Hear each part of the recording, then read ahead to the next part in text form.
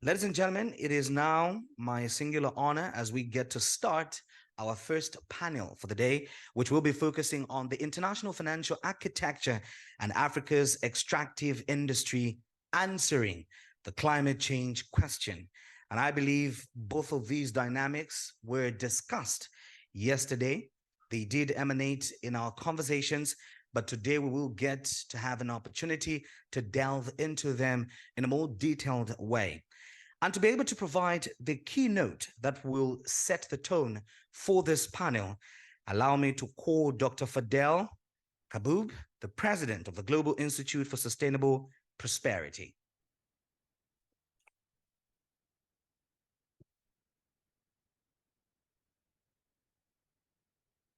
Thank you. Good morning. Okay. Waiting for the PowerPoint slides to go live. There you go. The Reverend Dr. Martin Luther King Jr., in the context of the civil rights movement in the United States, once said, "I have no time for the tranquilizing drugs of gradualism and incrementalism." And what we saw yesterday at the United Nations, the Africa group is essentially saying, no more tranquilizing drugs of gradualism, incrementalism, false promises, empty promises. And I think that's the kind of, thank you. I think that's the kind of vision we deserve on this continent.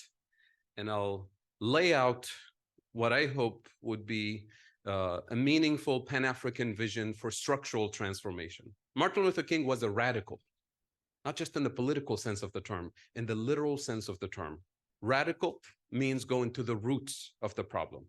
And if I'm not going to the roots of a problem, I'm operating at the surface, which means it's superficial intervention that perpetuates the status quo. So let's be radicals. And the statement that I have there is really the core of what I want to deliver today. We can't decarbonize a system that hasn't been structurally decolonized yet. And I'll lay out the explanation. The Just Transition report that many of you have on the table here was a report that was put together via our elder, our leader, Dr. Yuba Sikona of Mali, who's the outgoing vice chair of the IPCC, with the independent expert group on just transition and development. And it's available in French as well. Unfortunately, I couldn't bring French copies, but online you can download the French PDF. What we did in this document essentially is put together a coherent, comprehensive Pan-African vision that simultaneously looks at climate policies, energy policies, development policies, and I would add debt as well, in one umbrella vision. And I'll try to lay out some of these in today's presentation. Just to put things in context in terms of the climate context. This report, Groundswell, by the World Bank, not your most radical climate organization, is estimating by 2050 on the climate calendar, that's the day after tomorrow. By 2050, you have 216 million people will be displaced internally because of climate events. The majority of them are on this continent, and they're already on the move. We know already that there are climate events displacing people. We've never seen any mass movement of this scale in the history of the world, and it's unfolding, and that means it's putting pressure on the local communities that will be welcoming climate migrants and climate refugees, pressure on housing, on schools, on jobs, on food. And we know that when we have that kind of pressure, it exacerbates conflict. So are we prepared fiscally to deal with this mass movement of people, to welcome people and treat them with dignity? That is the challenge. That is the question for us. So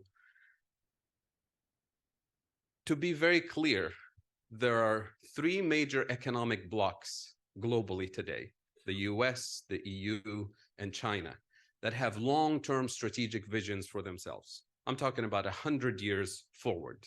And of course, everybody has every right to have a vision for themselves. And they have every right to use economic diplomacy and economic incentives to nudge everybody else where they want to see them on that geopolitical map. And so do we. We have the right to have a strategic vision for ourselves. Because if you don't have a long-term vision for yourself, I guarantee you, we are already part of somebody else's vision. And that vision they have for us, with slight differences, is unfortunately the same colonial and post-colonial role that was imposed on us. And the way we are perceived is that we're the place for cheap raw materials. We're the dumping ground for global north industrialized output. We are the low-cost tourist destinations, and we call that development. And we are the dumping ground for obsolete technologies, assembly line manufacturing that is no longer needed in the global north and is outsourced to us. And it's called cooperation and development and job creation. And what it does is that it locks us at the bottom of the global value chain. And that's the role we played during colonial times. That's the role, unfortunately, we played over the last several decades. And this cannot be the role we play moving forward. So any vision for transformation of this continent, of the global South in general, must unlock these roles that we played in the past and transform structurally our economy so that we're repositioned as sovereigns, as equals in the global economy. So that is the first main message. The second set of main messages is the following. We can't decarbonize a system that hasn't been structurally decolonized yet. Similarly, we can't democratize a system that hasn't been structurally decolonized yet. And for people who are interested in the concept of de-dollarization, similarly, we can't de-dollarize a system that hasn't been structurally decolonized yet. And I'll unpack this and I'll focus on what are the decolonization routes that must be tackled in the next few slides. So let's start with our structural deficiencies. These are the roots of our problems. Of course, many of us are familiar with the debt problem, external debt problem, and it's a major problem that must be addressed, but it's actually a symptom of much deeper structural issues. And these are the issues that I want to focus on today. Number one, energy deficits. Number two, food deficits. And number three, manufacturing deficits. So what do I mean by energy deficits? And here I include a country like Nigeria, a major oil exporter that is energy poor. Nigeria today imports 100% of its gasoline that is actually illegal to sell in Europe. That's not by accident, it's by design. Food deficits, according to UNCTAD, Africa imports 85% of its food, when we used to be the breadbasket of the world during colonial times. Again, not by accident, by design. These are the rules of international trade, investment, taxation, and finance architecture that must be decolonized. We're talking about the global economic architecture that was not designed by us, was not designed for us, and it cannot be the architecture that will deliver equity and justice for us today. So that's what I mean by decolonization. 1944, when the Financial Architecture Foundation was established, most of Africa was colonized, the rest of the global South.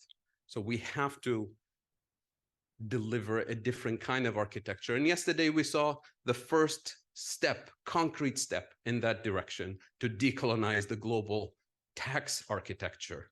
And we need to move to trade, investment rules, and financial architecture in the next steps. So on the manufacturing deficits, the third point, we've been assigned the role of either being purely extractive industries, raw materials essentially, or assembly line manufacturing, where you import the machinery, you import the intermediate components to assemble, you import the fuel to power the factories, and we import even the packaging. And then we use low-cost labor racing to the bottom, and the value-added contribution is low value-added. That's what we export. What we import is high value-added. What we export is low value-added. You can double, triple, quadruple your exports. You're still locked at the bottom of the global value chain. You're still stuck in that trap. And that's a colonial trap, post-colonial trap that must be engaged with, and transformed. So you take these three structural deficits that we have on a continental scale, but also country by country in Africa and across the global south. And I'll show you the numbers in a minute. What do they add up to? They add up to a structural trade deficit year after year after year. And a structural trade deficit, as you know, weakens the value of your currency relative to the dollar. And we've seen currency depreciations across the continent in the last couple of years. But it's not the last couple of years. It's consistent. And I'll show you the numbers for decades. With the weaker currency relative to the dollar and the euro, anything we need to buy the next morning, whether it's food or fuel or medicine, will cost you more. That's what we call imported inflation. It comes from these structural deficits that are designed via the global economic architecture that we're talking about today. So what do we do if we have food and fuel price inflation? Our governments immediately move into a defensive mode to protect the most vulnerable. So what do? We do two things. We step in and subsidize food, subsidize fuel to protect the most vulnerable. And that's a short-term band-aid solution. And we do a second thing. We ask our central banks to do whatever they can to stabilize the exchange rate. How do they stabilize the exchange rate? They have to borrow dollars to do that. And again, that's a band-aid solution, and that starts feeding into the debt trap. The good news is that the solution is right there, staring us at the face. It's investments in energy sovereignty, investments in food sovereignty and agroecology, an investment in a different kind of industrialization that allows us to escape the bottom of the global value chain. And I'll lay out some examples in a minute. Take this on a global scale. The green line, I'll explain it. Divide the world into global north and global south, rich and not so rich countries. And then we net out global financial transactions, including illicit financial flows, exports, imports, foreign direct investment, remittances from workers, everything included. That green line, the last data point we have, is $2 trillion moving from the global south to the global north. That's the net neocolonial extraction. And it's not new. As you can see, it's been accelerating. So if we don't change the financial architecture, the trade and investment and taxation architecture that we're talking about, I guarantee you that number will be $5 trillion soon. So here's the summary of where we are in terms of climate finance, for example. This is the picture I usually tell people, take a selfie with it, right? So you remember it, show it to your friends. That's the summary of where we are. $2 trillion moving in the wrong direction, right? Next to it, $100 billion promised and not delivered from 15 years ago. Most of what was delivered, by the way, is loans to get us further into a debt trap. It is called that, climate finance. Next to it is the Green Climate Fund, which barely has $12 billion the last time I checked. And then right next to it, yes, there's nothing wrong with your eyesight. That white dot is $0 in the Loss and Damage Fund. So this is the summary. To me, this is an insult to all of us.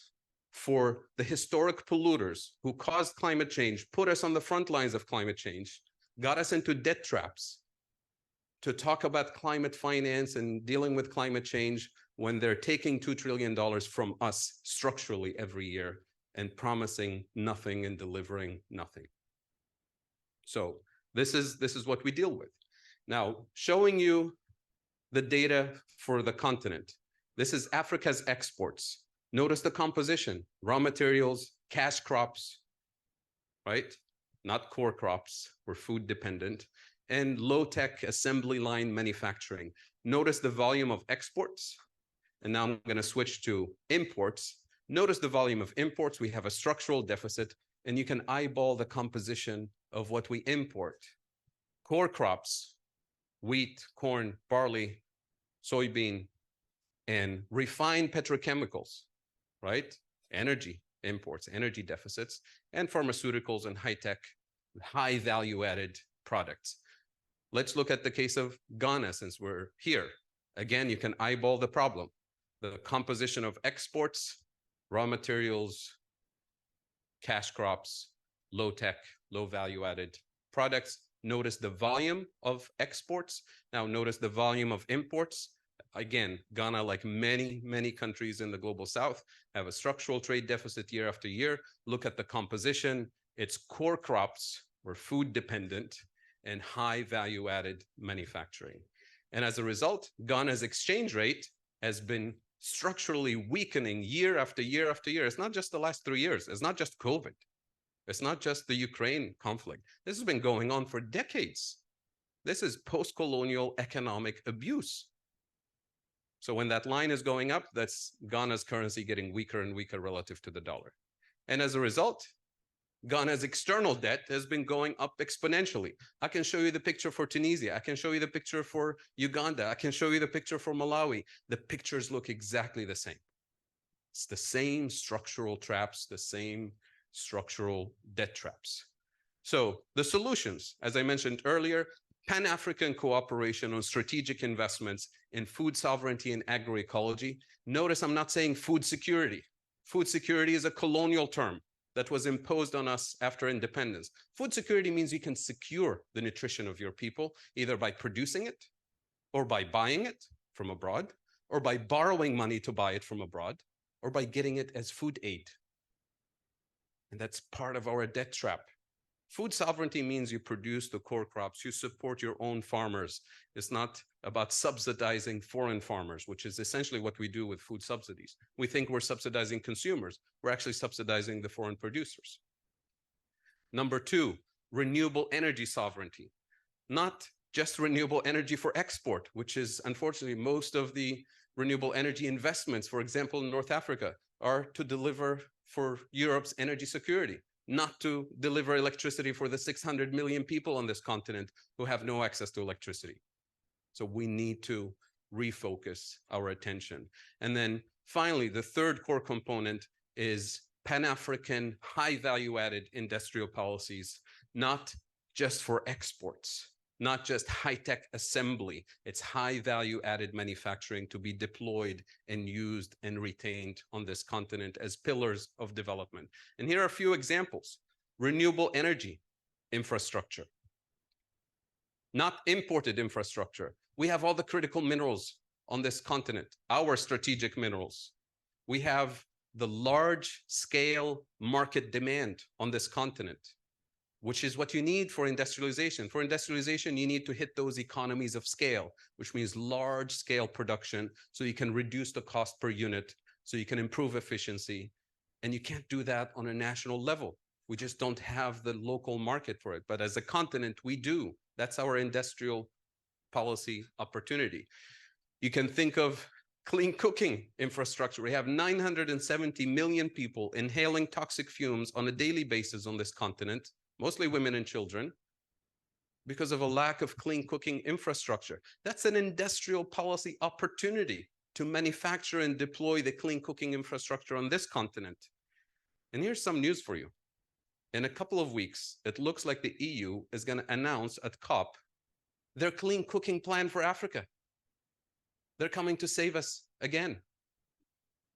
And what that plan should be called is a clean cooking European industrial policy. They will manufacture the clean cooking infrastructure, deliver it to us a little bit as charity, but mostly as trade with loans provided by European banks. That's locking us at the bottom of the global value chain again, when our opportunity is to industrialize, not to export consumer products to the global north, but to build the basic pillars of prosperity and development on this continent. And when it comes to resources, we have the resources. We have the complementarity of resources and capabilities. We have the market at scale. We may lack manufacturing know-how. This is where economic diplomacy comes in. This is where we go with our bargaining chip and look for actual partners. Like Prime Minister Mia Mottley of Barbados says, friends of all, satellites of none. Those partners on the technological front, it could be Japan, could be China, it could be Germany. It doesn't matter, but it has to be partnership as in partners, not neocolonial abuse. And at that point, when we have our vision for industrialization, for development, with our resources, with our market, and we look for partners, and those partners say, no, we're not interested in that. We would like to do this other thing. Then you know who's your real partner and who's not. And Transportation is, I think it was mentioned yesterday, and I'll show you the map to illustrate. That's another opportunity to manufacture and deploy the green transportation infrastructure on this continent. And then finally, as I said, this massive global economic architecture that needs to be transformed, not just reformed, cannot be ignored. And yesterday we made one concrete step in that direction. So why Pan-African industrial policies? Because you can't really do industrial policy on a national scale because of our small independent markets. We have the complementary resources and capabilities and everything that industrial policy economists tell you you need. We have that on a Pan-African level. And we need to prioritize the basics, not industrialization for exports, but industrialization to build the basic pillars of resilience on the food front, on the energy front, on the water security front, on health and transportation. Notice most of our manufacturing is for exports.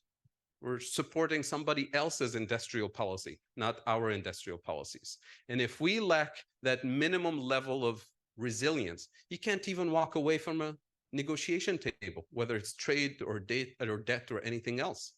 Because if you walk away, your people starve the next day. You have a dashboard of vulnerabilities on food, on energy, on debt, on security, all kinds of things. So this is the pathway to true independence, to decolonization, to actual sovereignty. And then finally, just a couple of slides to show you our biggest potential is renewable energy, not fossil fuels. The fossil fuel industry is feeding us this narrative that you're sovereign, you have the right to development. And it's precisely because we have the right to development that we shouldn't be locked into an obsolete, inefficient, expensive energy system. It's precisely because we have the right to development that we should use the pathway of prosperity, of industrialization, of transformation. If fossil fuels were going to be the source of development, Nigeria will be the economic powerhouse delivering economic aid and cooperation to its neighbors. Nigeria is energy poor. Angola is energy poor. And I can go down the list. Transportation, reviving this old proposal from the 70s about the Trans-African Highway. Today, it should be the Trans-African Green, Clean Railway, manufactured and deployed on the continent. How are we going to have trade, intracontinental trade, if we have borders with no transportation? And that's an industrialization opportunity.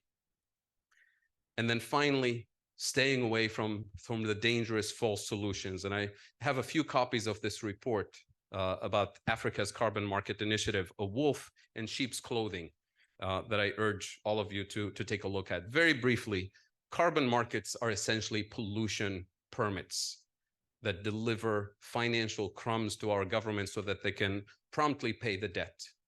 And what it does, it displaces communities. It makes foreign companies that are like Blue Carbon, the UAE company that's now taking over millions of acres of African land in Liberia, in Kenya, in Zambia, and Zimbabwe,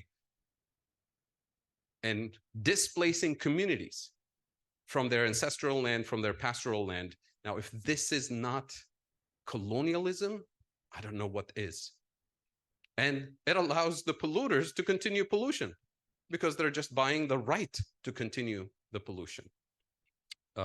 Carbon capture and sequestration, I'll go down the list quickly. And if you're interested, I can tell you more about each one of those in the interest of time. So to conclude, the time to act is now. We need radical transformative solutions, not superficial solutions. We have to recognize that mainstream economic development policies that we've been fed for decades, especially World Bank and IMF type of strategies. I mean, with their influence on this continent, right? Influencing actual public policy for decades. The fact that we're in a debt trap today means one of two things. It's either incompetence or intentional entrapment. Whichever it is, we cannot continue to pursue these mainstream development policies imported from the global north. We have to have our own strategic vision. And I truly believe that a realistic plan for this structural transformation requires decolonizing the global economic architecture. And yesterday was a first step in that direction. And finally, I truly believe that a Pan-African transformative vision is possible, desirable, and affordable. Thank you.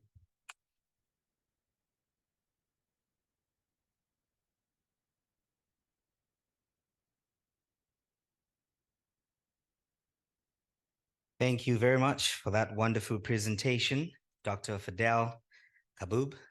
We appreciate you for that. And for me, the striking thing is if you don't have a vision, you will fall in somebody else's vision. And when you talk about the band-aid solutions, it resonates with what's happening back home in Zambia, where 2 days ago, the central bank, through the monetary policy instrument, increases by 100 basis points to 11%, all in a bid to curb inflation, band-aid solutions against or amidst a volatile currency in relation to the United States dollar. And what happens is that the vulnerable, the ordinary citizens, are the ones that get to bear the brunt. And what they're looking for is a long-term solution and not a band-aid solution. So thank you very much for that elaborate presentation. To our online audience, please remember, you can still take part of the social media traction by utilizing the hashtags PAC 2023 and hashtag Africa Against IFFS. And do not forget to tag the Tax Justice page as well. That is on Twitter. We will now get into the panel discussion, and to be able to guide us in this panel discussions, to provide introductions and provide context to the discussion that will surround the panel discussion that will focus on the international financial architecture and Africa's extractive industry answering the climate change question. Let's put our hands together for Mokupa Nsenduluka.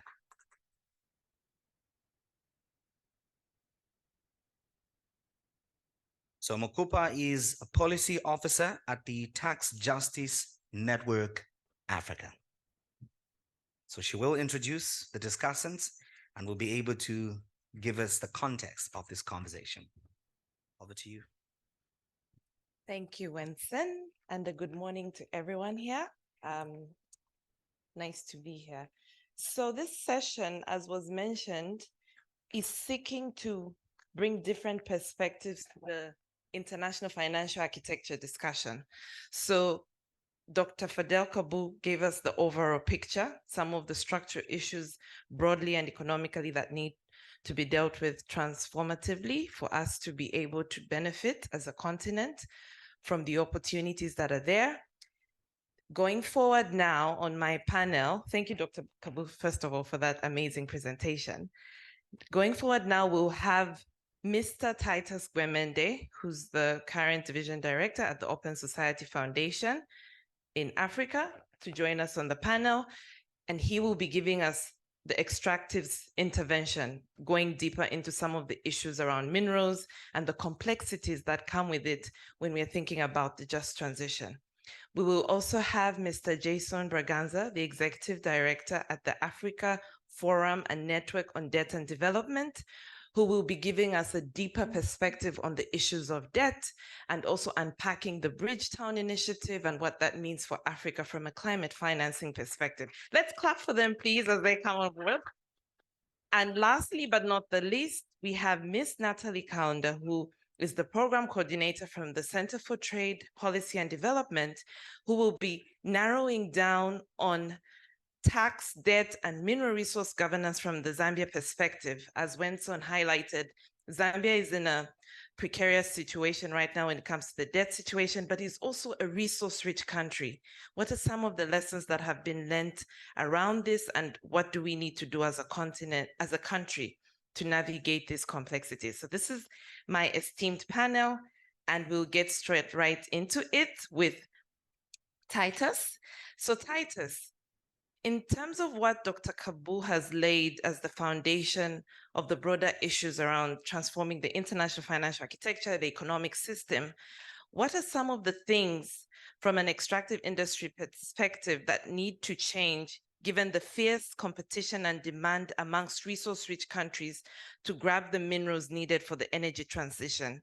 Give us the sector's critical role in the global energy transition, and give us your perspectives on the complexities of Africa's mineral governance sector and how the tax justice piece fits into this conversation as it relates to transforming the continent economically. Over to you, Titus. Thank you very much, Mkupa, and Chennai and your leadership and your team for putting together such an amazing ideas festival we are having here. I always tell my friends, at least those who know me, to never allow me to speak after Brian, because there's not much you can say after. I wish you worked yesterday, but today I had the misfortune now of speaking after Fadhel, which, what am I supposed to say? But thank you, brother, for speaking with such devastating clarity.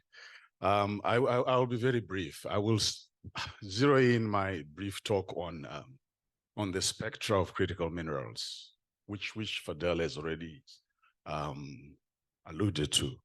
There are two things that are driving increasing appetite in critical minerals, and that's national security, I'm sure you've noticed that, and climate. I mention national security because often we don't talk about that, but when you look at what's happening in Ukraine, the defense technology that you see blowing up in flames relies heavily on critical minerals. So you're looking at your 17 rare earth metals, your alluvium, scandium, lutetium. Those are critical components for missiles, for tank technology, and so you are seeing an increase in appetite for that. And the second thing is on climate change, which is the preeminent driver of the appetite for critical minerals. I'm sure you all know that green technologies rely heavily on critical minerals. So you're looking at your EVs, electrical vehicles, you're looking at your solar farms, you're looking at your solar energy. The irony is the energy transition on green technologies are minerals intensive. And the caliber of minerals that are required are the critical minerals. So you're looking at your lithium, your nickel, which are critical in building electrical vehicles. And I want to give a case in point. By 2040, IRA estimates that the demand for critical minerals is going to quadruple. So you can imagine what that means for countries that are resource rich. But when you look at an electrical vehicle like Tesla, a Tesla uses 6 times more minerals than a petrol car. So what tells you is, as you see an explosion of electrical vehicles and green technology, you will see a huge appetite for critical minerals. And it creates a number of dilemmas and opportunities. First, it's an opportunity. But the other one is, of course, it makes countries that were never considered interesting geopolitically to be important. Suddenly, and we all enjoy interest. Who doesn't want to be interesting at a conference? Who doesn't want to be interesting in a workplace? So it has caused countries to become interesting.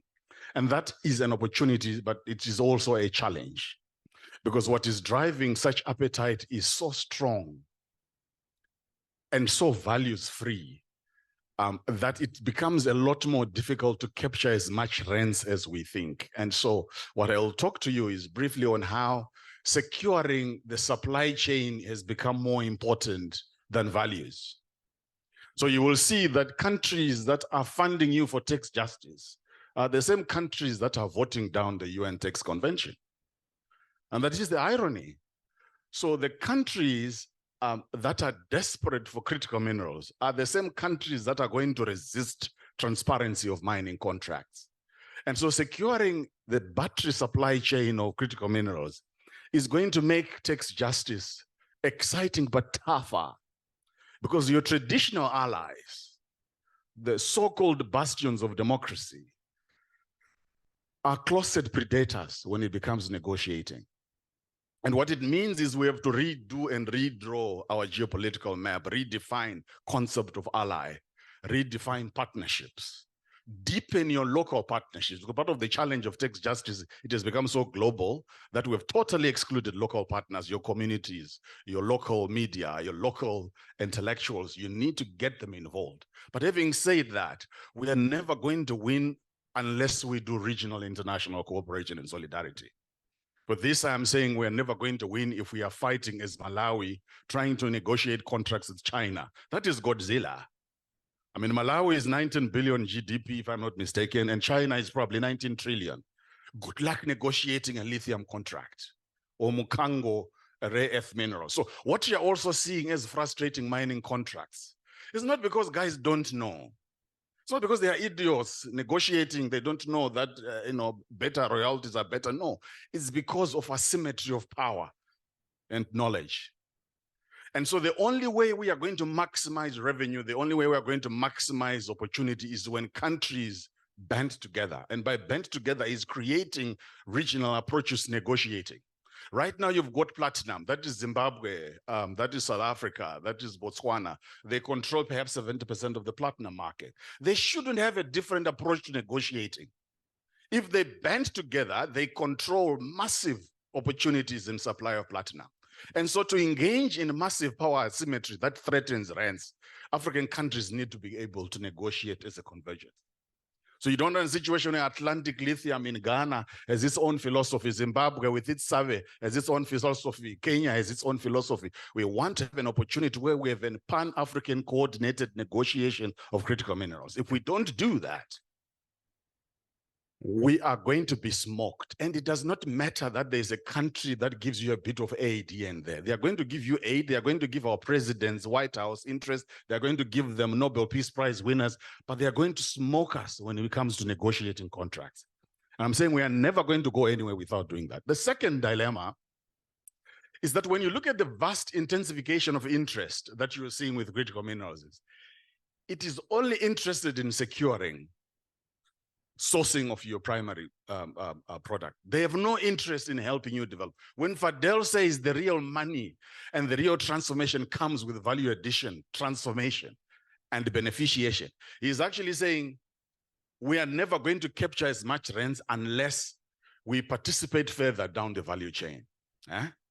When you look at Africa right now, we are participating on the early stages. That is digging and maybe basic iron ore. That is an industry that gives you 11 billion to 55 billion.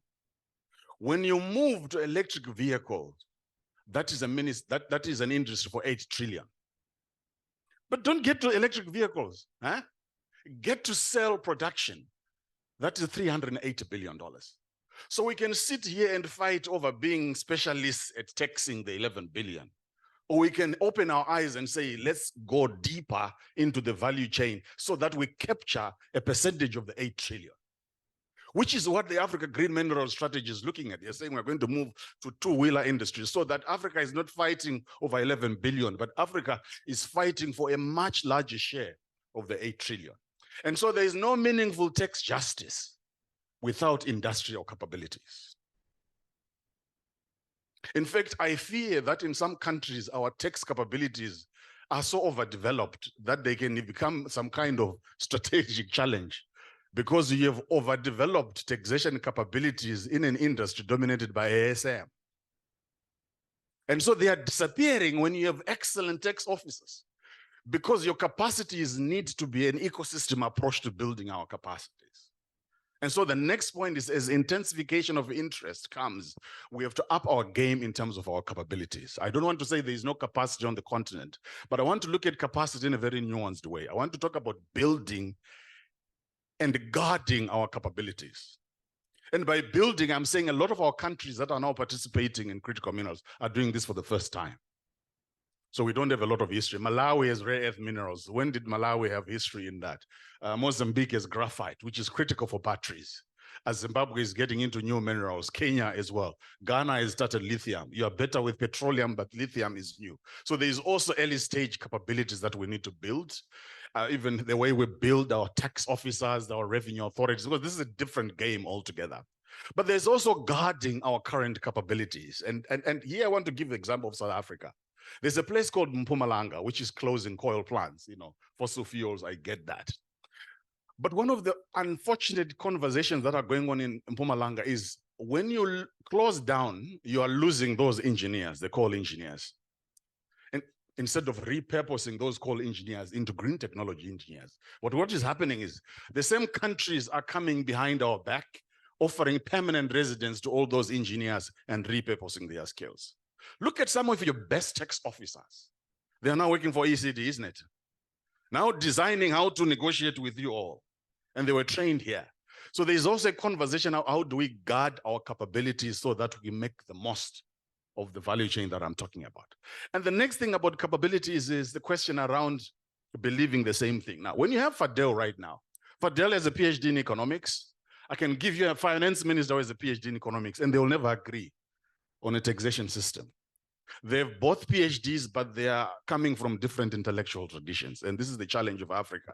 We do not come from the same intellectual traditions. So our cabinets, our tax officers are places of war and not places of contestation. When you go to the US, look at the qualifications of the average member of Congress. When you go to 10 Downing Street, look at the average qualification. They all tend to come from the same school. Go to China, they tend to go from the old. There is a deliberateness in that. There has to be a way, if you're going to create a Pan-African industrial policy, you have to produce Pan-African minded tax officers and Pan-African minded people like that. Professor Mkandawire called it the project of Eurocrats. There is no EU without Eurocrats. And there is no African transformation without Afrocrats.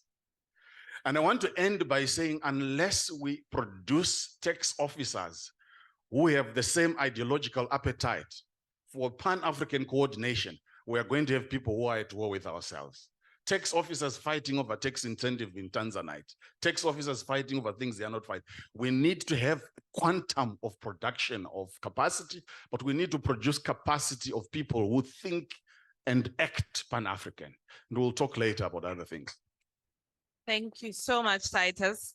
Very, very important points you've raised on the need for regional integration, that we won't go anywhere if we do not unite as a continent. And I think it was nice to see our unity yesterday, the importance of value addition and increasing the cake from which we are taxing, but also the issue of skills development and capability, that we need to invest more in knowledge and safeguard that.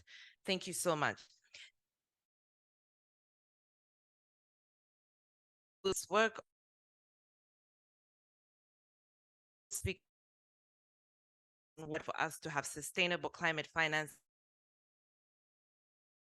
and Fadhel's intervention. So 8 minutes, if you can, Jason. I'm already being given strong eyes from the program director. Thank you. No worries. Thank you very much, Mukupa, and thanks to Chennai and the team for inviting Aprodat to be here. Maybe I'll start off by a show of hands. How many people have heard of the Bridgetown Initiative, so that I can gauge? Okay, so we'll go with about a third. I'm going to say a third because there's really a bright light shining in my eyes. I'm going to pretend there's hands that have gone up in there. But the Bridgetown Initiative was something that came out as part of the climate discussions, COP26 and COP27. This is the conference of parties that are signatories or who participate in climate negotiations, and was lauded and led by the Barbadian Prime Minister Mia Mottley. And it was one of the big things that came out of COP26 and COP27, a discussion around, or an initiative around, how to protect climate vulnerable states, particularly those that are facing fiscal crisis and fiscal deficits. And in its initial form, had a very interesting and innovative approach in looking at how you could introduce safeguarding clauses in debt contracts that could trigger in suspension of debt servicing, and allow countries that are climate vulnerable to then recover and then resume payments of their debts.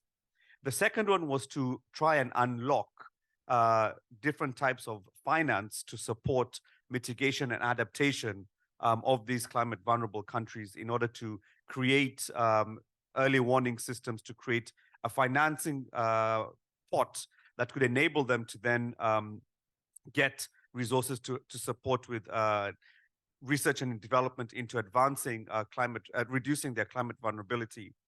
And the third was about, reducing this idea of debt dependency and including further safeguarding clauses into debt contracts. Now, in its initial form, this was very innovative. It was very exciting because it was an initiative that was being led by a Global South leader in a very international space, and something that we particularly were excited about when it first came out with these three pillars and these 3 points, because it was something that nobody or no nation had thought about in terms of protecting countries that were climate vulnerable, but from a debt perspective. And particularly the fact that there was these 2 provisions in a debt contract that could trigger a suspension in your debt servicing to allow you to recover from your climate event. Let me put this into perspective in our context and use some examples of how this actually works in reality. Across the continent in Mozambique, there is a region in, I think, the northeast or the northwest of Mozambique, where they borrowed money from the World Bank to build a bridge. It's a very famous story. So they take a loan, typical infrastructure loan, public-private partnership. Everyone's very excited because this bridge is going to be built. It's going to facilitate trade, et cetera, et cetera. I think we all know how the story goes. Of course, Mozambique is very climate vulnerable to hurricanes and very severe hurricanes. And of course, in a particular year, they get hit by a huge hurricane and cyclone. The bridge gets washed away. Of course, you could question the craftsmanship, the engineering that went into building the bridge. But what is interesting about that particular case is that Mozambique still had to continue paying the loans that was used to build that bridge. And what is further worse is that in order to reconstruct the bridge, they had to borrow. And guess who came knocking at the door to say, we can give you another loan so that you can reconstruct the bridge. And so, these are very important things when aspects of how contracts are negotiated, how debt contracts and provisions within debt contracts currently stand, that leave us on the losing end in these negotiations. And again, as Fadhel said in his presentation, some of these things, if not all of them, are not by accident. They are by design. It is there like a drug to keep you on drip, so that there's a constant drip of debt flowing right through the economic, productive, and social system of our countries and of the continent. And so when the Bridgetown Initiative was announced a couple of years ago, there was a lot of excitement around it because it had this innovative provisions. It was something that, we thought everybody could sort of get behind and support. And like the tax convention that was adopted last night, this was something that, many of us thought we could get behind and start having a bit of momentum as a contribution towards reforming the debt architecture and introducing, step by step, provisions within debt contracts, these protection clauses for climate vulnerable countries. And take a backseat. So how then do we continue to ensure that the state takes an active role?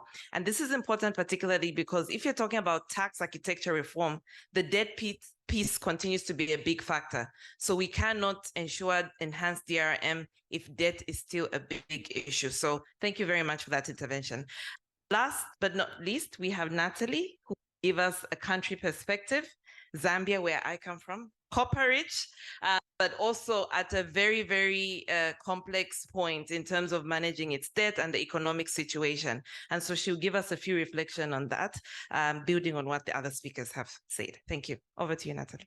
Okay, thank you so much, Mogopa. Thank you so much, the Tax Justice Network Africa.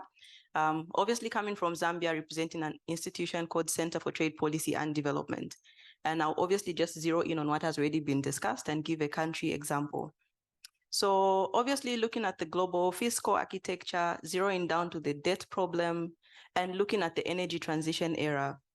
Zambia is a country that is on an IMF, ECF, extended credit facility. Earlier this year, around April, we did get a first staff level approval so far as our attainment of benchmarks on the credit facility are concerned. So what this means is the country overall is doing okay so far as meeting its obligations. We recently had a second review about November which also indicated progress or basically sticking to the benchmarks for us to be on this program. Interesting though is even while we did get to, and obviously I'm first of all explaining the debt problem and would be marrying it to the conversation today. Even as we speak to the fact that we did have an agreement, and this is what Jason has just spoken to, agreement with multilateral cooperatives like the IMF. We did have an official agreement so far as restructuring some of Zambia's bilateral debt. One of the things that is also key for the debt restructuring program for African countries like ourselves is to also be able to get into or to secure agreements with our private creditors, the bondholders and private creditors as well domestically. But what we see, obviously, and this is what also sets us out for a debt trap, is while we do have a secured deal or an MOU with the official creditors committee, we are failing to secure a deal for the private creditors. And obviously conversations around comparability of debt treatment come in.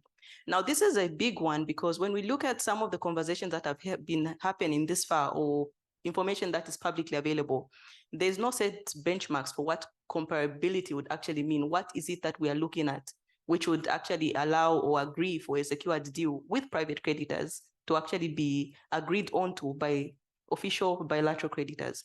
So this is something that leads most African countries into a debt trap, which is where Zambia currently is. So one of the key elements that we should be looking at now, or that we are looking at as a country, is enhancing domestic resource mobilization, because that is the key way in which we could actually facilitate servicing of this debt in the long term. When you look at our DRM and our sector as a country, obviously most of it is the informal sector. And we comprehensive capture of this sector, I think, has always been a big one for most African countries. And this is what leads us into conversations around the multinational corporations, the mining sector, as key elements from which we could be actually generating revenue, which would support this kind of debt servicing we are talking about. When we look at Zambia, and I know in your introductory remarks, you did indicate how Zambia is copper rich. One of the things that is coming out now, and I think this also has been a huge conversation for most civil society organizations and developing nations, is that there is no new discoveries. And this is something that has come out strongly by the Ministry of Finance. So we have a reduced output of our minerals. And so what this means is we're not getting enough revenue that we should be getting. Several factors have been pointed to. There's issues around operational challenges, flooding, as the case of Zambia. There's elements around impasse of larger mines that we had, but more importantly, like I had just indicated as well, is that there is no new discoveries. And so what this means is we should be looking at how best we can generate the necessary revenue while we are still in this transition. And this is in specific reference to copper. So I mean, there is obviously conversations around geothermal mapping, looking at where we have more minerals, but we should also, as a continent, as countries, be looking at how best we can leverage off the minerals while we still have them now. When you look at some of the critical minerals that we have as Zambia, and this is why copper still stands out, because it still remains our key export. We talk about cobalt. At present, we basically are just mining 250 tons, metric tons, not even million. So that shows the percentage of cobalt that we have, which is minimal compared with other countries that are actually producing this on a large scale, like Chile or the Democratic Republic of Congo. We also have pledges for investments in critical minerals like nickel, but these again still remain a very, very small percentage. So to a larger extent, we're still looking to copper as our major resource, for which we are also talking about, obviously, no new discoveries, but also a reduction in the grades of the ore. This is something that keeps coming out strongly. So what this means is there's an increase in production cost, obviously, on the part of companies. We expect that there will be under declaration of profits, and we cannot get enough revenue that we should be getting as a country. Bringing it on as well to the energy transition era. So there are set targets that the country has set up over a period of 10 years. So Zambia has a target to get to 3 million metric tons of production of copper by the year 2032. So what this means is there will be massive exploitation, but no one is talking about the energy or environmental crisis that comes along with this. And this is something that we should be interrogating as well, especially for most countries. Another bit, and this also came out in the conversations yesterday around also the sectoral alignments. What we note is in a bid to enhance revenue, and for most resource-rich countries where export is largely dependent on mineral resources, how do we grow these resources? How do we enhance revenue, but also still support livelihoods of other sectors? In Zambia, what is happening currently is we are now crossroads, because in some of the areas where we have critical minerals, such as manganese, these minerals are also being found in places where we have farming blocks.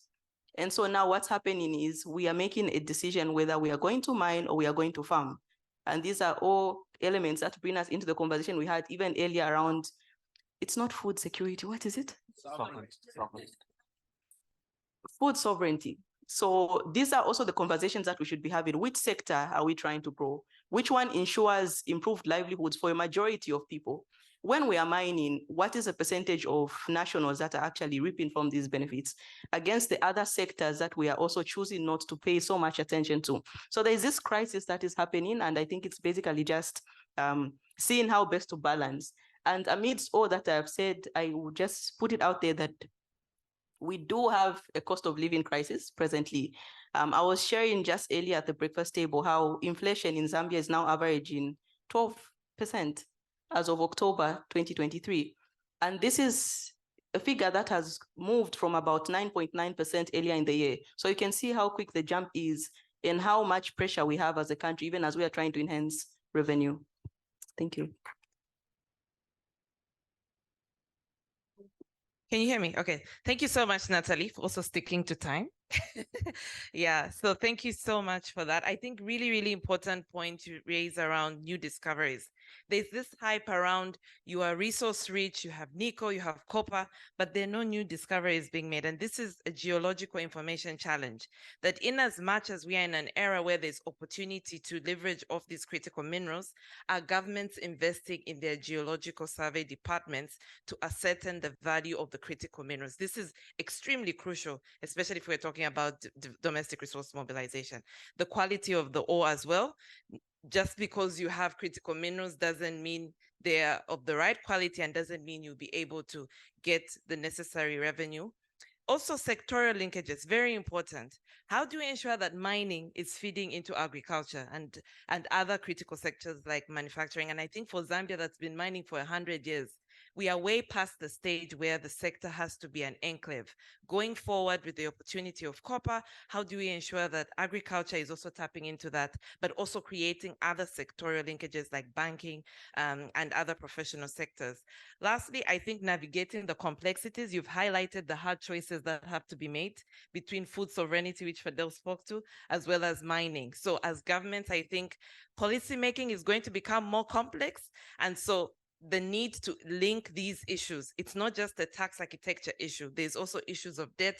There's also issues of mineral resource governance. And I think this is what we're trying to do with this panel. How do we look at the issues more broadly so that policymakers can make more informed decisions that support citizens? So without wasting much time, we'll open it up to the audience. And I know we are doing fairly well on time. I'm looking at the director of programs. Okay, so the way we'll do it is we'll go row by row, pick 2 from here, 2 from here, 2 from here, and then we'll bring it back to the panel. I think that's a fair enough approach. So starting with Jane, who I've seen first. Jane, you make your intervention, and then who else on this row? Oh, okay, so this row doesn't have any more intervention. So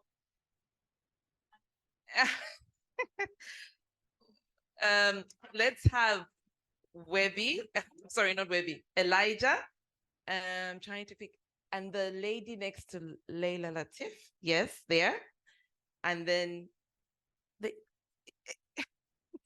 at the end, okay, yes, I think we'll have the end. And then we'll have Honorable Shabalala, and I can see Gabriel, and then we'll come back. Comrade, I can see you. So let's go in that order. Okay. Thank you so much, Ms. Mukupa. And thanks, Dr. Kaboub. That was really, really inspiring. And also the other panelists, so many issues coming up. I just wanted to really talk to why, as Africa, we are not overhauling the economic global architecture, trade, investment, tax. Rather, we are re-entrenching, the existing structure. I'll give you an example. Africa will have signed so many trade and investment-related agreements, re-entrenching what you have been talking about. Recently, for example, the Economic Partnership Agreement, can give you an example. We have been battling against the Economic Partnership Agreement between the EU and African countries. Kenya went ahead, signed, ratified. When you look at the agreement, you don't need to be a lawyer or an economist to see that when you sign that agreement, you can't industrialize, But Kenya did it to export flowers and vegetables to Europe, That's where we are. So when you look at the bilateral investment treaties we have signed, again, it's the same. We are tying our hands. So we know what to do, but we are not doing it. And you ask why. Today at the WTO, there is no multilateral agreement on investment. There is no multilateral agreement on competition policy. There is no multilateral agreement on government procurement because our governments in Cancun said we don't want our hands tied. We want policy space to be able to use those policies to grow our economies. We are not doing that. What we have in place at national level is the opposite. We have, when you look at the Continental Free Trade Agreement, the investment treaty, very good treaty. We haven't translated that at the national level. So we need to address that. What's the problem? And I think what's really important is talk about governance. We are talking about giving a more role to the state. What kind of states do we have?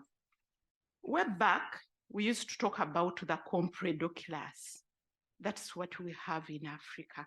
And if we have such a class, what you are talking about will not work.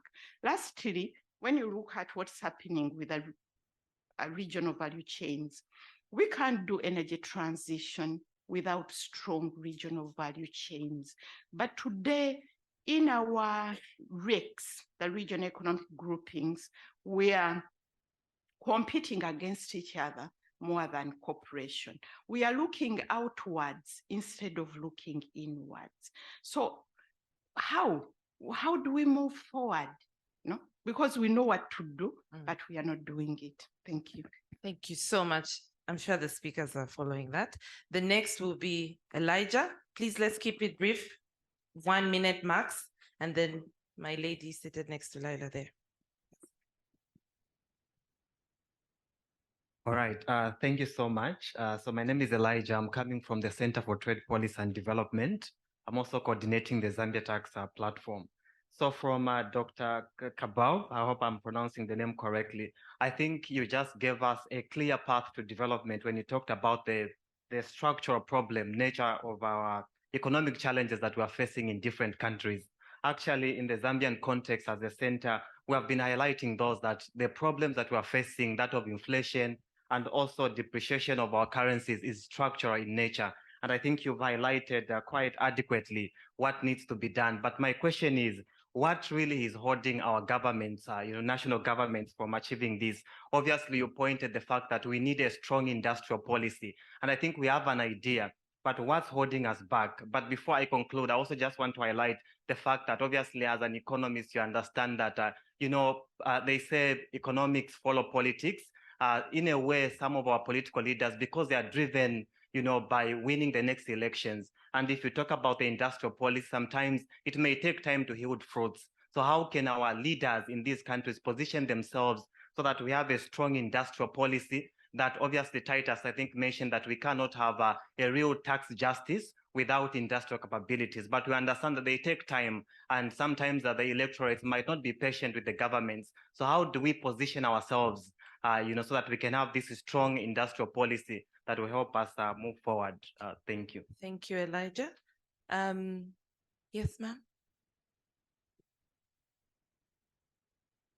Bonjour à tous, je m'appelle... Pardon.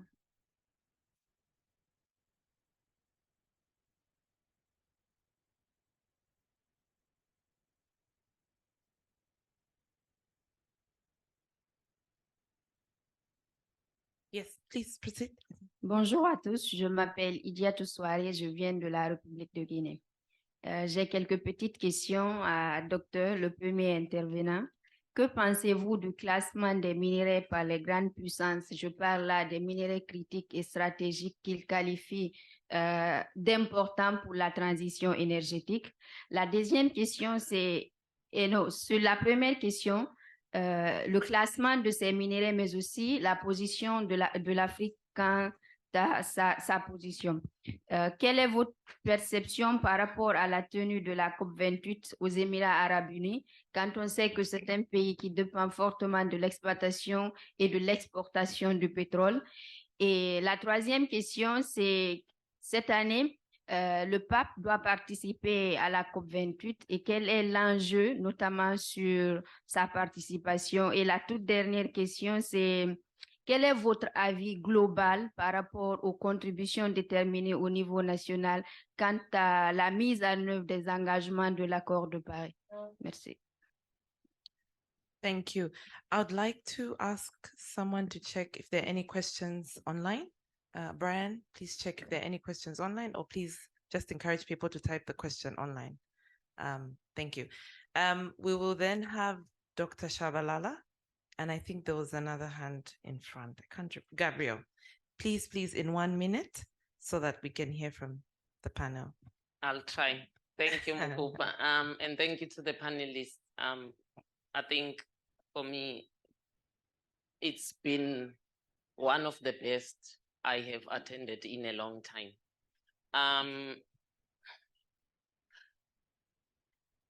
How are we, it goes to any of the panelists, how are we going to ensure that our populations understand that each time an African leader really does what they should be doing for the people, this unreformed global architecture system comes at them in very secretive ways.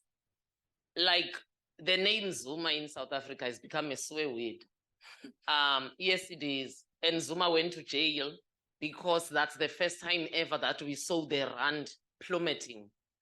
But I'm sure you're aware that in the last week or so, an expose came out that all the banks in South Africa colluded between 2005 and 2013 to manipulate the rand. When they started, the exchange rate was 1 to 6. When they finished with it in 2014, it was 1 to 14. Now he went to jail. They are fined. Standard Bank was the first one to come out, 43 million. I think they make that in 2 days. Now my question is, shouldn't we be calling for reparations? Because that falling rand translated to lack of bread on the table. That was the spiral effect. So they've impoverished the whole nation. They are fined. He went to jail for building a home. I'm not downplaying it. 2, what are we going to do to protect Nigeria's leadership? Because I can tell you now, while they represented all of us, but the fact that they agreed to take on that mantle of leadership, something is planned against them right now as we talk. So this regime change that they do silently. Thirdly, the media that we don't own, because the media is saying nothing about the banks in South Africa, but there's a time all we ate, slept, and washed and showered with was Zuma, Zuma, Zuma. So how are we going to ensure that we produce legal crats? Because that same judge that sentenced Zuma is not the one that's coming out now to say, oh, but these banks are guilty too, we need to try them. So how will we produce these legal crats that we need? Because I think that our legal systems are part of the problem. But also, Titus, just tell me, how captured are our legal systems in this continent, including the chief judges that, of course, are always chosen by the ruling party and the presiding president. Thank you, Dr. Shabalala. Very big questions for the panel. So exciting. Last question is, there's a question online? Okay, we'll read it out. Gabriel, go for it, please, in a minute, and then I'll read the question online, and then we'll get it back to the panel. I trust you can hear me. Yes. Good morning, everyone. My name is Gabriel Manguel, coming from the Center for Democracy and Human Rights in Mozambique. Well, I will be brief. My first question is directed to Dr. Fadhel. And I would like for you to elaborate more on the dangers of these false solutions, particularly the natural gas as a transitional fuel. Because I ask this because of the context, for example, in Mozambique, where we have a situation where these false solutions attend to the short-term needs of the governments. While we are here thinking about long-term of how should Africa unite for the long-term, the governments are constrained by short-term difficulties, short-term challenges that perhaps are even caused, most of the time are even caused by self-serving and corrupt governments. I'm talking about my own country.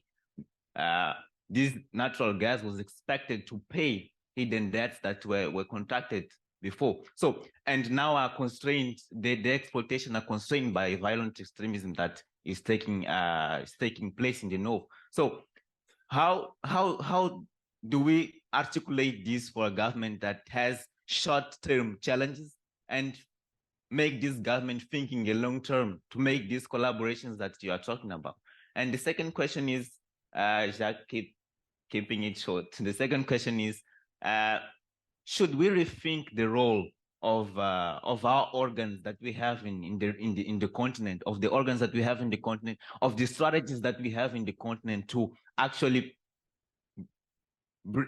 take us there to the vision that you just shared? These strategic partnerships that you're talking about, Dr. Fadhel, these strategic partnerships that are supposedly the solution to the problems that we face. Okay. Are they finding? Do we need to rethink these organs and strategies that we have in the continent? Okay, thank you so much, Gabriel. As I read this question, Kasiri, please prepare to give your intervention in 30 seconds, and then we'll have the panel give their responses and their final reflections, and then we'll have Dr. Patrick come and we close. Now, the question online says, should we not then establish an OPEC for African minerals to address these issues in conjunction to the issues raised? And how do we go about it? From Nepeti. Thank you so much. So I suppose Titus and Natalie, who spoke to the minerals, can touch on this. So Mukasiri, 30 seconds, and then we get to the panel. Please proceed. Thank you. My question is, are minerals a finite resource? If we are talking about a circular economy, when the platinum can be recovered from recyclables. Okay. Was that question clear? Maybe you can say it again. You see, now I'm taking more than 30 seconds, sorry. Please. No, just 30 seconds to clarify. I said, normally the discourse were told that minerals are a finite resource, meaning to say that with the depletion, you are losing value. But now with the technology, you can recover in a circular economy, recover minerals.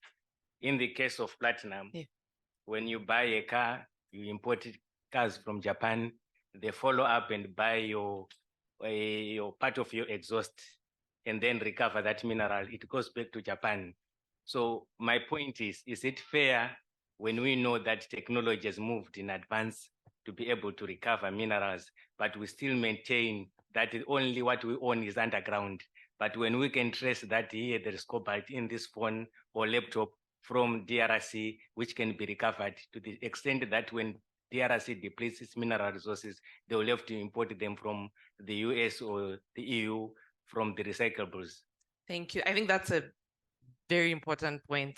Technology is evolving fast. As we are excited about these minerals, how do we navigate the challenge of technology and the potential it presents to impeding our benefit from the minerals? Thank you, Mukasiri. So back to the panel, and the way we'll do it is you give your response, and in a minute, you give your final takeaway for the audience. So that will be in 3 minutes. Please proceed. We'll start with, let's start with Titus. Let's start from the end and come to Dr. Kaboub, and then we'll have Dr. Patrick give his in 2 minutes. Yeah, can we have an OPEC for strategic minerals? Yeah, they don't occur everywhere. And in some of the countries, they are very small. I think it's repeating an argument. Zimbabwe, Malawi, they can't get the best deals by themselves. So they have to coordinate with other resource-rich countries that have that, so that we negotiate on a plan. This is not rocket science. We're seeing it with OPEC. We're seeing it emerging increasingly with cocoa. So this should be replicated in creating the kind of influence that we need on the continent. Civil society should do this, and we need to keep our AU systems may be imperfect, but we need to support the initiatives, the Africa Green Mineral Strategy. Sometimes we get too tired and get too frustrated, but there is no substitution for working in this regard. The recycling, Kasiri, that's an important technical conversation. I would say that's actually the difference between fossil fuel minerals and strategic minerals, your critical minerals. Your fossil fuels tend to be used up through combustion, and they go difficult to recycle. But when you look at your battery minerals, your platinum, you are seeing potential and capability of recycling, which is both an opportunity and a clarion call to us, African countries that have these resources. Number one, critical minerals can be substituted and can be recycled. So you don't have all the time to keep dilly-dallying, delay, have proper text. No. It will be substituted in a few years, and it will be recycled. So make hay while the sun shines, because it will be critical today and not critical in 2020 or 2026. Maybe 2035, some of them. And lastly, Admiral, that's a tough question on capture. I'm one person who is not too convinced with the concept of, say South Africa captured now. In a lot of countries, I'm not even sure if they were ever uncaptured. So the state actually is enduring capture of a lot of our institutions. I think we worry because of isolated capture with certain personalities and institutions that we don't like. But a lot of our institutions have been captured and remain captured post-independence, which is why the project of decolonization across the ecosystem is important. I think we celebrated too early political independence. I think we have to get onto the economy. We have to get onto the university. We have to get on decolonizing mathematics. That's a fascinating conversation. We still have to decolonize and reflect on a lot of these paradigms that we're thinking on. Yeah, 3 minutes is over. Natalie? Okay, so firstly, just to comment on the question around industrialization, how do we speed up the process for politicians? Unfortunately, industrialization is not a process that can be speeded up. I think overall, just getting into manufacturing and increasing your industrial base is something that would take a little bit more time, medium to long term. One thing that we could be doing as African countries, though, is aligning our trade policies with the industrial policies. I think that's where there's much of a mismatch. We do know now that we almost all participating in the free trade area. So as countries, we can also be looking at what are some of the strategic components that we could also be exporting. Because ultimately, when we do know that when we increase our exports, this has a direct impact on the performance of the economy. So how do we align our trade policies and our industrial policies so that we're able to benefit both at a continental level, but even domestically? I think this would create some ripple effects. Around the minerals sector, it's basically just to reiterate that we need to also be thinking through how we can benefit from these critical minerals beyond tax revenue. I think to a larger extent, most of our governments are looking at how much money we are yet to benefit out of taxation. But let's look at it beyond tax revenue. value addition components become key, strategic partnerships. I do know Zambia is in a partnership with the DRC, for example, for the battery value chain and manganese production. So these are some of the partnerships that would also help us in terms of forging forward as African countries. Thank you. Thank you, Natalie. Jason? Thank you very much. Thank you very much. Maybe I'll start with part of what Honorable Shabalala said around institutions. And, we have very good examples where institutions have stood up against power, particularly, on issues of debt, issues of taxation. And what we need to do as a movement, as a people, is to jump behind that momentum. In Mozambique, the tuna bond scandal. In Uganda, the case between Talo Heritage and the Uganda Revenue Authority. In Kenya, the DTA between Kenya and Mauritius. And several others, even in Zimbabwe, where the courts have ruled that ministers of finance should publish debt data and so on. I think these are very small examples, but very pivotal examples where civil society together with other interest groups have gone to use the legal system, and the legal system has interpreted these cases in a particular way. And we should jump behind those small successes. And if there's anything we can take away from what happened in New York yesterday, it's that we need to chip away and never tire. I think Titus has said we should not get fatigued with the frustrations and the many rejections or failures that we may have on the way. But it is a journey. We must never tire for doing that. The issue around short-term versus medium and long-term, these are distractions. These are major, major distractions put forward by our so-called development partners, the IFIs, to keep us in this very tiny 3 to 5 year cycle. I was with Fadhel and a few others in Ecuador a couple of weeks ago, and the question that came up in our discussion is, do you need term limits? You're talking about, everyone is thinking about an election cycle. Do you need a term limit, or do you need to find a way where people are allowed to have a long-term view and not worry about their political interests? It is a conversation, because these are things that distract people, distract our leaders, because we are sort of designed, our politicians' minds are designed to take as much whilst in that position and then run away and forget and leave the burning house to the next person or the next set of leadership that's coming through. The last point I want to make is all of these things are interrelated. You cannot talk about industrialization and manufacturing without talking about tax. You cannot talk about food sovereignty without talking about agriculture and debt. You cannot talk about how we're going to negotiate without having all these entire ecosystems coming together. And there is a juncture at which we are reaching and converging on right now, and it is the issue of finance. Every struggle that we are involved in, whether it's trade, manufacturing, climate, agriculture, food, you name it, it's all, even the social sectors, education, health, it's all about money. Where is the money coming from?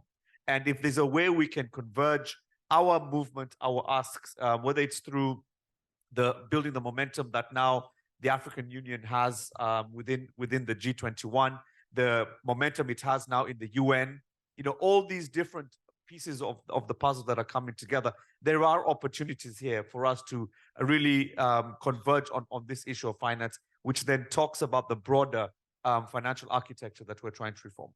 Thanks. Fantastic. Thanks, Jason. Fadhel, 3 minutes. Thank you. 3 minutes. I'll try. Thank you for very rich questions and conversations, and this is really the depth that we need to engage with for more than 3 minutes, moving forward. But I'll try to package answers together. In terms of the short-term, long-term election cycles and having understood the vision, how do we actually implement these things? I'll start with not us, but with the other side, with the global north. Look at the Europeans, the Americans. Presidents come and go, but there is a very consistent approach to international trade, especially as it relates to us, right? It doesn't matter if it's Obama or Trump or Biden, they have the same vision for us.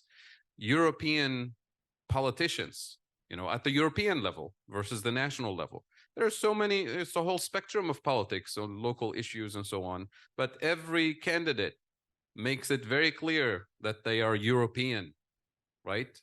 Not just French, not just German, the European project. That European project, as far as we're concerned, is a colonial project too, right? When I talked about food sovereignty in 1955, as our countries were gaining independence one by one, the Europeans met in Rome for the Treaty of Rome and said, we have a problem. We have a food problem. We're dependent on Africa for our food security, and set in motion a process that led to 1962, the Common Agricultural Policy, CAP, which is a basic pillar of the European Union to this day. What is it? It's a food sovereignty program for Europe to specialize in producing wheat and corn and the core crops. Our farmers couldn't compete with cheaper corn and wheat from Europe. It wasn't just Europe, the former Soviet Union, that's Russia and the Ukraine, the US, Japan, so on. So our farmers had to switch crops because we couldn't compete. So we started producing cash crops for exports. And when you do that, you have to serve the taste of your customers in Europe. You have to use foreign seeds and fertilizers that you have to import and pesticides so that the thing can survive the journey all the way to a supermarket in Geneva. And 10 years of doing that, 20 years, you've just burnt the fertility of your soil. And you have to double down with more potent seeds and fertilizers. That is called food security for us. And when the Ukraine crisis happened, and you hear the French Minister of Agriculture speaking to his people, explicitly saying, I don't want you to worry, we have food sovereignty. We've been doing this since the 1960s. I worry about our African friends who don't have food sovereignty. They know exactly what they're doing. And in the lead up to the Africa Climate Summit in Nairobi, in Addis 2 weeks earlier, we had the AMSEN conference, the ministerial conference on the environment. And the Africa group of negotiators, the AGN group, made it very clear in their draft that we're talking about food sovereignty as a core component. And then we go to Nairobi with the EU breathing down our necks. That text was changed to food security. That's what we're talking about. So our leaders, our people know exactly what needs to be done. And we need to figure out why it is happening. And the way I picture it, I see somebody like the French president or the UK prime minister sitting in their office saying, bring me Nigeria's dashboard of pressure points and vulnerabilities. So our job is to understand our vulnerabilities and to collectively work on removing those vulnerabilities one by one with a coherent strategy. Because they will use our vulnerability against us to pressure Nigeria, to pressure Kenya, to pressure everybody, to take crumbs and to sign a deal like Kenya's deal to export flowers, for God's sake, right? And to break the alliance with the rest of the continent. So that's very important that we recognize the problem and name it and organize around it. Very quickly on COP, I think two things need to happen at COP, and Africa plays a key role in building a global South unity on this. Number one, the loss and damage fund. We need to have trillions, not billions in it with a formula that actually serves our interest. Just to put things in context, when they say we don't have money, and when the US delivered the Marshall Plan as a gift to Europe, the US gifted 5% of its GDP. That's the equivalent of $1.2 trillion in today's money. That's just one country. And that came after a very expensive war, which came after a very miserable time, the Great Depression. And somehow the equivalent of 1.2 trillion was available. And today we're told there's no money. You know, John Kerry came to Nairobi and said, there's no climate reparations, don't expect anything. He brought us $30 million, called that climate, finance for Africa. Somebody on Twitter did the math, that's 3 cents per African. That's an insult. And finally, on COP also, phasing out fossil fuels has to be, with a just transition, of course, has to be part of the thing. On critical minerals and the OPEC of critical minerals, some of you may not know, but there is already a critical minerals club. It's not our club, it's the buyers club. They already organized a critical minerals alliance, and it's not a club in Kigali. they're headquartered in London. It's a mining lobbying group that organized, with the help of the US, of course, to dominate the critical minerals space, right? So where is our club of critical minerals? Not just to get the better price, but to really have a strategic vision on price, on quantity, on use, on industrialization. So it's not just an OPEC just to build cash like OPEC did. It's really a transformation club that we need to formulate, as Titus said. 1 minute. Sorry. I do have 1 minute. Oh, wonderful. I have a couple other points. On recycling strategic minerals, absolutely. And there's some good news on the continent. I think Cape Verde is leading in setting up the recycling industries. And I always have this dream of, when you buy a cell phone, when you buy a piece of technology, it comes with a user manual. It should also come with a living will. It says, this is what you do with me. Here's the whole infrastructure of bringing me back to life in a circular economy on this continent. And we have a huge potential there. In terms of gas as a transition fuel, or fossil fuels in general, the short term, I always say the long term starts today. The long term started yesterday. And when it comes to the options that we have, fossil fuel infrastructure versus renewables, I look at my own country, Tunisia, we consume about 6 gigawatt worth of electricity. And I looked it up in terms of renewables infrastructure. China installs the equivalent of 6 gigawatt of renewables in about 6 weeks. So the whole country of Tunisia in 6 weeks, right? That's very, very short term. We don't have to do that immediately in 6 weeks. Let's have a 10-year plan, right? And let's build it as a Pan-African plan for actual industrialization. We have the resources, we have the capabilities. Let's partner with China or Germany or Japan or whoever wants to partner with us to actually deploy 6 gigawatts every 6 weeks on that scale. The fossil fuel infrastructure, and this is from the International Energy Agency, their latest report from 3 or 4 weeks ago, they're talking about the demand for fossil fuels, coal, gas, and oil is stalling and is going to decline. So if you build fossil fuel infrastructure like natural gas, investors expect a rate of return over a 40, 50-year period. So if the demand declines and the price declines over time, you're left with a stranded asset. Financial and physical stranded asset. So for leaders and fossil fuel companies who are actually building fossil fuel infrastructure today, anywhere in the world, including on this continent, they're effectively doing one of two things. They're either effectively signing our collective suicide pact because we know what the science says about climate change, or they're duping investors with a financial fraud, selling them potential stranded assets. Either way, that's not the option we have. And again, our right to development is our right to leapfrog and industrialize with an energy system that makes sense for this continent. Thank you. Thank you so much, Fadhel. A hand for my panel. I think they've done excellent. So we will have a final word from I wanted to say the father of the continent, but from Patrick. Please, Patrick, in 2 minutes. And then we finally close. Oh, you can, you want to?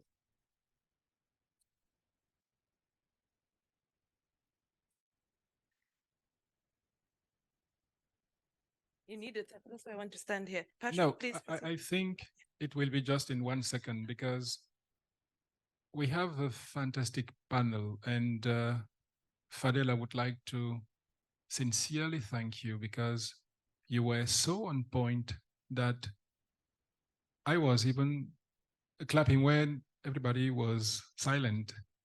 And the panelists also, highlighted critical points that are important. One thing that I said yesterday, and that is echoed here, there is no one that will come to save us. No one will come to save us because our destiny is in our hands. And this needs to be encapsulated in our mind deeply to make sure that every action that we take or every movement that we make contributes to accelerate our self-reliance and our freedom. You spoke about the need for coherence, consistently, and coordination in terms of how we implement our policies. And when you look at the policies, we have to think about the alignment between the monetary, the fiscal, the industrial, the skills, the energy, and the investment policies. Unfortunately, for now, the policies are misaligned. And that misalignment makes that every step you want to take in terms of industrialization will fail because the resources are not coming to support it, because the skills are not aligned to support it, because your energy system or your energy strategy is not aligned to that. So if we have leaders that are able to look at those issues comprehensively to make sure that we are able to align them, we are convinced at the African Union that we will achieve our economic transformation. Having said that, you also alluded to the fact that we remain ununited, if I may say so. Why do I insist on this? Because when we speak about the economic partnership agreements that some of our countries are still signing today, when we look at the tax deals that some of our countries are signing today, despite the fact that we have common African positions on these issues, it is a shame, and it shows and demonstrates that without unity, solidarity, and coherence, our opponent, our competitors are using those weaknesses to make sure that we go nowhere. Why do I say this? When you look at the Abuja Treaty, and it was said yesterday that we don't need to reinvent the wheel. When you look at the Abuja Treaty, one of the fundamental points that is in there is about economic transformation. It is about monetary policy in terms of the creation of the African Union financial institutions, which are the African Union Central Bank, the African Monetary Fund, the African Investment Bank, and the Pan-African Stock Exchange. Where do we stand today? If we have to assess the progress that we have made, we are nowhere. And when we take the opportunity as a commission to speak to member states to say that time is ripe to design and implement those institutions, there is a strong pushback.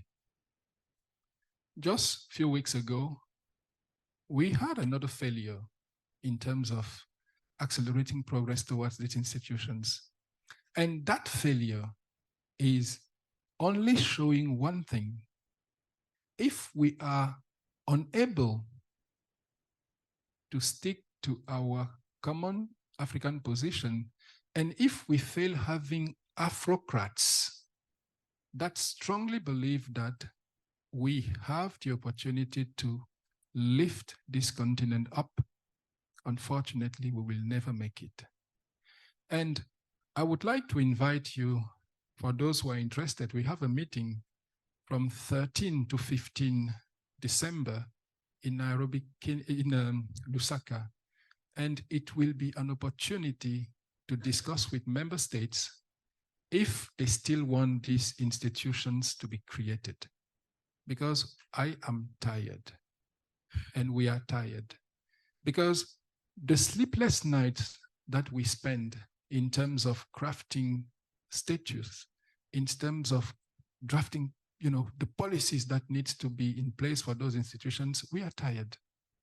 They will ask you to remove a comma here, to put it there, to remove one word here, to put it there, to put this in the structure and remove it there.